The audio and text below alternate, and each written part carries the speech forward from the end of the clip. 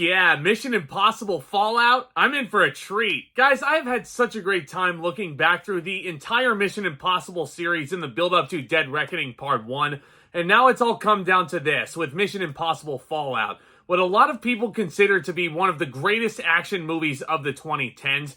And let's just say that that opinion is not incorrect. You guys know who stars in this movie. You have Tom Cruise, Ving Rhames, Simon Pegg, Rebecca Ferguson from MI5. They're all returning to reprise their roles here. And then you have Henry Cavill and his mustache playing the villain. Totally the villain. I don't think that's a spoiler. And this is actually the first entry in the Mission Impossible series to feature a returning director from the franchise. Christopher McQuarrie, who also brought you Rogue Nation just 3 years prior to this, he returns to direct the sequel here. And I think this movie picked a more than worthy director here, because the way he helms this movie...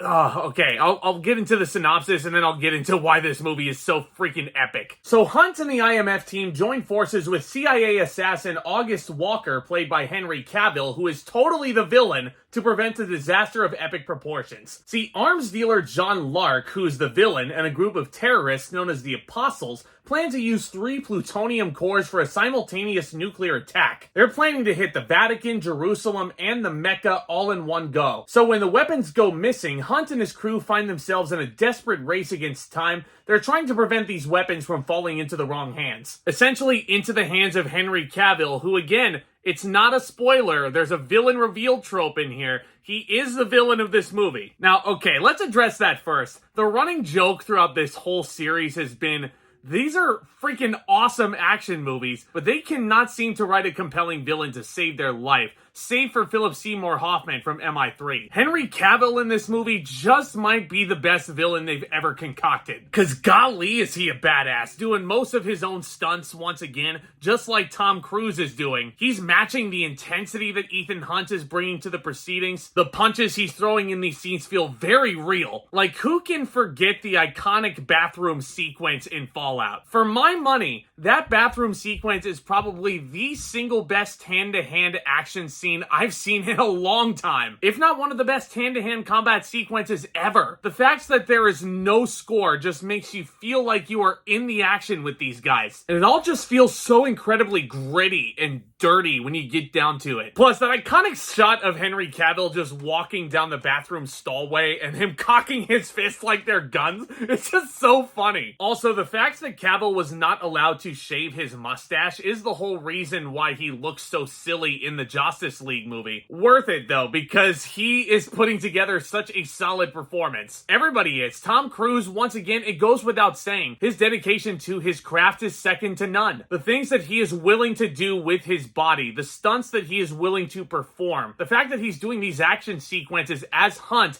as they're written in the screenplay, as ludicrous as they sound. Tom Cruise is jumping from rooftop to rooftop. He's hanging off of planes. There is a white-knuckled skydiving sequence towards the top of this feature that is just, oh man, I just like, every time I rewatch this movie, every time I see that skydiving sequence, like, no mas. Again, I have a thing for heights. I don't know how Tom Cruise is able to do it, but it retains what I loved so much about these later entries of Mission Impossible from Ghost Protocol onwards. They really understand the essence that it's not just the Ethan Hunt show. Even though this is a Tom Cruise movie and he is the big star, he's all over the advertising. This is a team effort and everybody gets a chance to shine here. Simon Pegg, super freaking funny as Benji. Rebecca Ferguson once again carries over her badassery from Rogue Nation and lends a lot of very heartfelt moments here as Ilsa. Love what she's doing here. Absolutely, like, one of the most underrated actresses out there right now. Love Rebecca Ferguson to pieces. And my dude, Ving Rhames as Luther Stickle, one of the best casting choices of this entire franchise still. And there were a lot of moments where they were getting me, man. When Hunt basically has to shoot Luther in the chest, even though he's wearing a bulletproof vest, I'm like, no, Luther! They got me, man. But this movie, in addition to the excellent performances across the board from everybody, in addition to carrying over the amazing team dynamic from these epic later entries, this movie just feels like it has so much heart and soul and passion thrown into it. Not just in terms of how dedicated everybody is to this material, but in just the writing of these characters. We see the return of Michelle Monaghan to this franchise, and she's really great as she usually is. And there were some small sequences with her and Ethan towards the end of this movie that kind of bring a tear to your eye if you really think about it. Director Christopher McQuarrie once again carries over his sleek style from Rogue Nation, but this just might be the most raw, the most suspenseful Mission Impossible movie we've gotten up to this point. Because again, these stunts that they're pulling off, just like, again, I cannot fathom how they did it. The action sequences go without saying. The hand-to-hand combat sequence, the final battle atop a cliff. There's a big helicopter fight sequence, which was a precursor to Top Gun Maverick in a sense. But I don't really care in hindsight, because I can watch that helicopter sequence go on for at least another hour. Like, if that helicopter chase sequence was like half the movie, I wouldn't have cared. Because I think what makes this the best for a lot of people, this movie just feels so epic in production scale. The stunts are bigger and badder and better. The acting, once again, is just top-notch. The hand-to-hand fight sequences are just a freaking blast. And it really doesn't feel like a 2 hour and 25-minute movie. Easily the longest in the franchise up to this point. But it always flies by every time I rewatch it. I'm like, wow, that felt like no time passed at all. And that all boils down to what I think is a considerably better paced movie than Rogue Nation. And I'll address my final ranking of the franchise after I give my grade for this,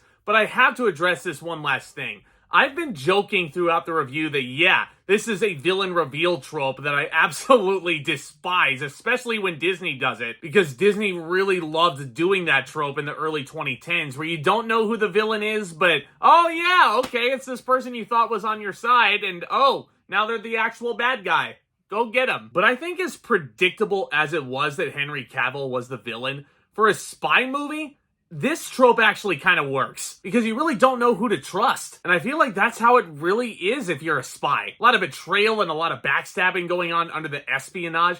Not saying that I'm a spy myself. I don't know how the spy world works, but you get my drift. I think this trope for this genre absolutely warrants being there. But I couldn't help but at least guess that Henry Cavill was the villain. And lo and behold, I was absolutely right when this movie first released 5 years ago. But nonetheless, despite that predictability aspect, Mission Impossible Fallout is a freaking blast of a time. Doesn't feel like it's a 2.5 hour runtime. Every person that's involved in this project, certainly you feel their passion. They want to be making this movie, and they want to make it as best they can. And they want to make it feel like a genuine high-stakes thriller. And I absolutely love it. It's one of the best entries in the series, if not the very best. I'm going to give Mission Impossible Fallout an A+. Now, if you've been keeping up, if you're keeping score at home, that is a direct tie with Ghost Protocol for my favorite. So which one do I prefer? Honestly, it's always a toss-up between MI4 and MI6.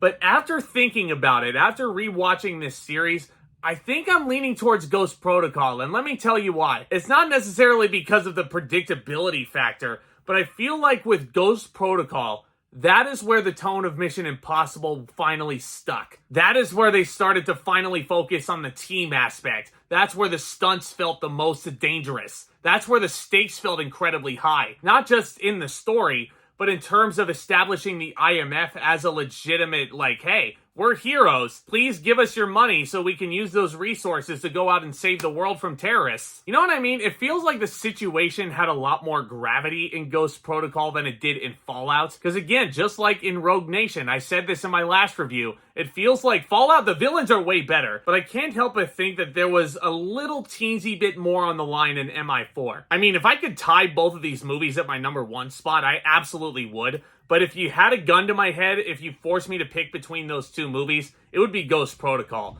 Also because I think Ghost Protocol is a more streamlined, better paced action movie overall. But this is all just my opinion. Let me know what you think of the MI franchise down in the comments section below. Is Fallout your favorite? Is it a different entry like Ghost Protocol? All things Mission Impossible, all discussion in movies and entertainment, you're gonna find it over here on my channel. And y'all are invited to the party. Do consider becoming a subscriber and tap on that like button because, trust me, that only helps continue to grow this amazing community of film lovers and entertainment lovers alike. Whoo! We did it! I've reviewed all 6 Mission Impossible movies up to this point, but now it's that time. Now I can sit here and wait in anticipation for Mission Impossible Dead Reckoning Part 1.